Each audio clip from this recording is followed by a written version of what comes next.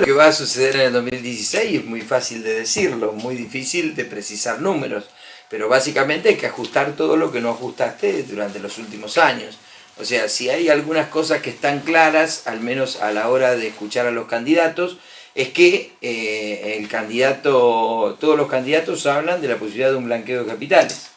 ¿Para qué? Para que entren dinero fresco, dólares frescos para la inversión. Todos hablan de un acuerdo con los fondos buitres. ¿Por qué van a acordar con los fondos buitres? Bueno, porque Argentina necesita crédito.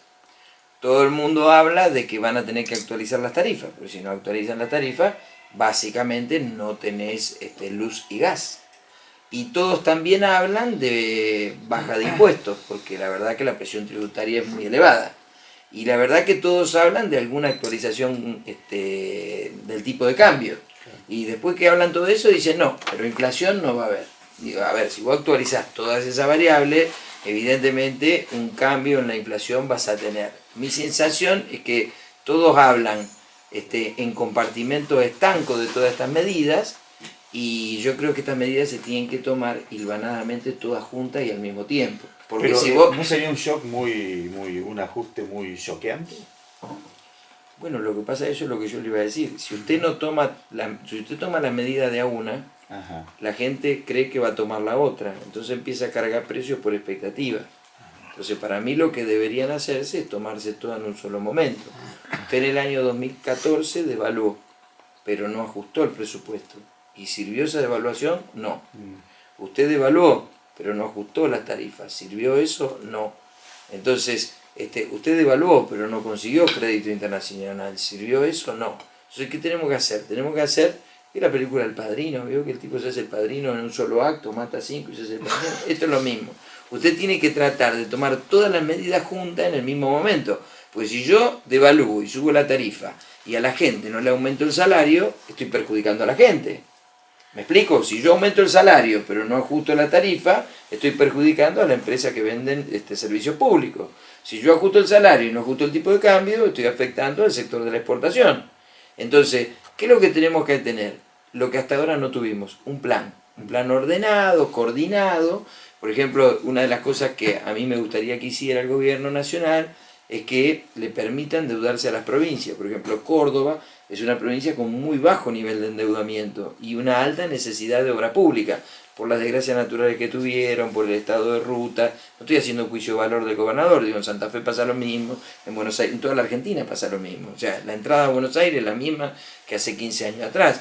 Entonces me parece que eso sería una buena medida. Y después, y hay un conjunto de medidas que se deberían tomar por productividad y competitividad. Yo creo que Córdoba debe ser una de las provincias más productivas de toda la República Argentina, pero esa producción que se genera en esta zona hay que canalizarla a puerto, y cuando usted va a puerto está a 400 kilómetros de distancia y el flete le lleva buena parte del precio de lo que usted produce. Entonces, a ver, una ley de combustible es muy importante permitir que los balances se ajusten por inflación, es una medida técnica, pero si yo no genero eso, las empresas pagan más ganancias y generan un problema económico a los negocios. Necesito tener, repito, energía, necesito hacer obras públicas que son trascendentales para el país, ya sea llevar más gas a la zona norte de Córdoba, como a la norte de Santa Fe, o como hacer obra pública, ¿no? Hay una polarización muy grande entre los dogmáticos y pragmáticos. Lo que pueden hacer los equipos de economías depende de quién gane, de cuál sea el candidato que gane. ¿Cuál es su opinión respecto de los equipos de trabajo de economía de cada uno? Si se van a abocar a economía manual o hace falta economías que sean prácticos a la hora de trabajar. Pues yo creo que ninguno de los tres candidatos tiene equipo. Eso es lo que yo creo. Usted, por ejemplo, en Córdoba sufre el costo de los fletes. ¿Escuchó algún candidato hablar de flete? Ninguno. El único que hablaba de flete era de la Sota. A ver, si mañana viene un gobierno que devalúa y baja las retenciones, el hombre de campo que está haciendo soja, maíz, va a ver crecer sus ingresos por acá arriba y los costos van a estar por acá abajo. Lo que le dan por un bolsillo se lo sacan por pagar impuestos a la ganancia. ¿Escucharon algún candidato que hable de permitir el ajuste por inflación en los balances? Ninguno. No, ninguno habla de ley de combustible, por ejemplo, para la ley de flete. Ninguno habla del ajuste por inflación. Ninguno habla de la liberación del ROE. Ninguno está hablando de las economías regionales. Nosotros necesitamos en forma urgente un tipo de cambio que nos permita ser competitivos con la leche en polvo. Porque si nosotros no somos competitivos con la leche en polvo, toda la leche se vende en el mercado interno y los tambos se terminan fundiendo. Que en la zona norte de Córdoba, de San Francisco para arriba, tenemos una producción láctea que es de las más productivas de toda la República Argentina. La ganadería, que en Córdoba tiene un rol muy importante. Vos tenés que no tener la apertura exportadora, y por eso yo no veo los candidatos que se están desviviendo por hablar de eso. Hoy el precio de la soja tiene un nivel extremadamente bajo, y la verdad que la retención del 35% es expropiatoria. Sin embargo, nadie está hablando de eso.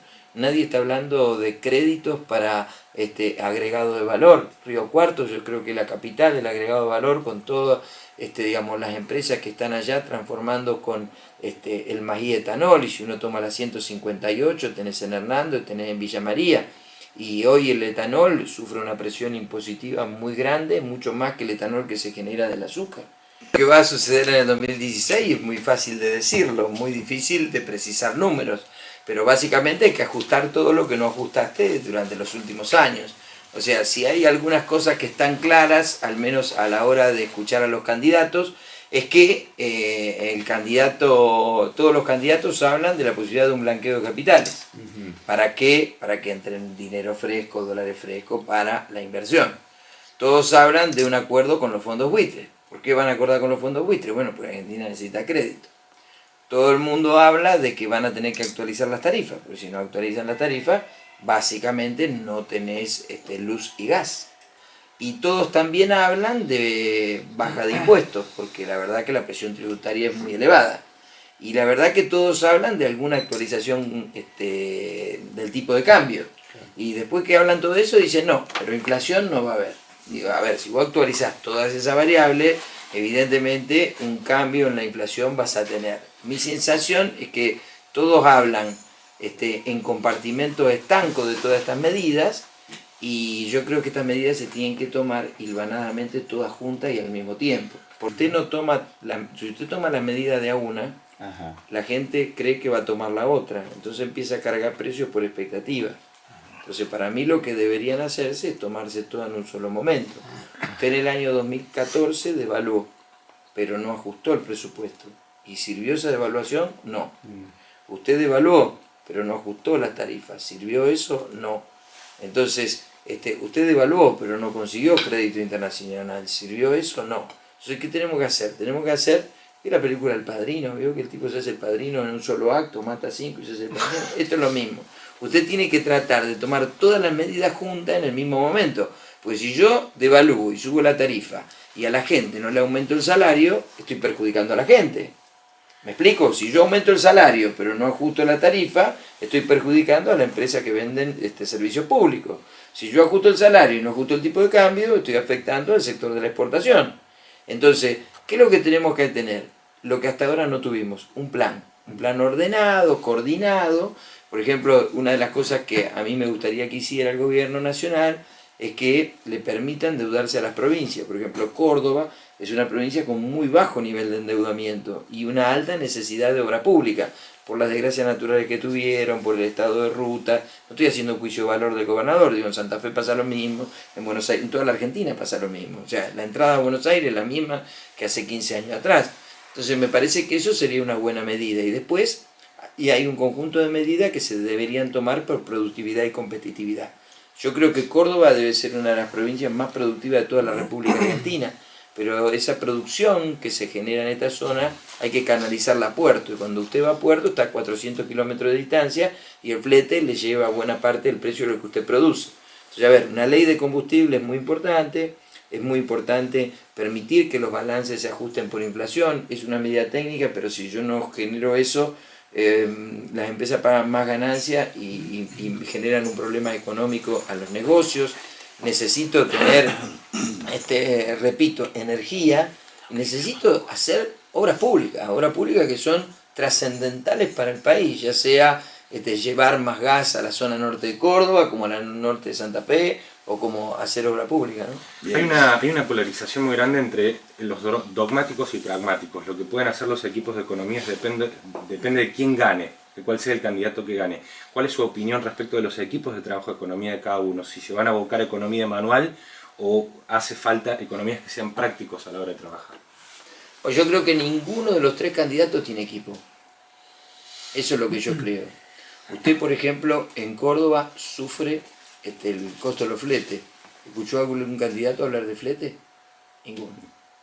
El único que hablaba de flete era de la Sota. A ver, si mañana viene un gobierno que devalúa y baja las retenciones, el hombre de campo que está haciendo soja, maíz, va a ver crecer sus ingresos por acá arriba y los costos van a estar por acá abajo. Lo que le dan por un bolsillo se lo sacan por pagar impuestos a la ganancia. ¿Escucharon algún candidato que hable de permitir el ajuste por inflación en los balances? Ninguno. No, ninguno habla de ley de combustible, por ejemplo, para la ley de flete. Ninguno habla del ajuste por inflación. Ninguno habla de la liberación del ROE. Ninguno está hablando de las economías regionales. Nosotros necesitamos en forma urgente un tipo de cambio que nos permita ser competitivos con la leche en polvo. Porque si nosotros no somos competitivos con la leche en polvo, toda la leche se vende en el mercado interno y los tambos se terminan fundiendo. Que en la zona norte de Córdoba, de San Francisco para arriba, tenemos una producción láctea que es de las más productivas de toda la República Argentina. La ganadería, que en Córdoba tiene un rol muy importante. Vos tenés que no tener la apertura exportadora, y por eso yo no veo los candidatos que se están desviviendo por hablar de eso. Hoy el precio de la soja tiene un nivel extremadamente bajo, y la verdad que la retención del 35% es expropiatoria. Sin embargo, nadie está hablando de eso. Nadie está hablando de créditos para agregado de valor. Río Cuarto, yo creo que la capital del agregado de valor, con todas digamos, las empresas que están allá transformando con el maíz etanol, y si uno toma la 158, tenés en Hernando, tenés en Villa María, y hoy el etanol sufre una presión impositiva muy grande, mucho más que el etanol que se genera del azúcar. Tenemos que generar algún cambio en ver cómo le vendemos al mundo. Hoy tenemos un mundo con una tasa de interés muy baja, hay mucha gente que quiere traer capitales, tenemos una economía que con la gran presión tributaria se ha formado, voy a decir algo que nadie quiere decir, hay un montón de negros en esta economía, hay una economía informal muy grande. Y si mañana viene alguien que normaliza todo, mucha gente ese dinero negro no lo quiere tener en la casa, quiere invertirlo en comprar una propiedad, comprar un campo, comprar una empresa, comprar un bien de capital.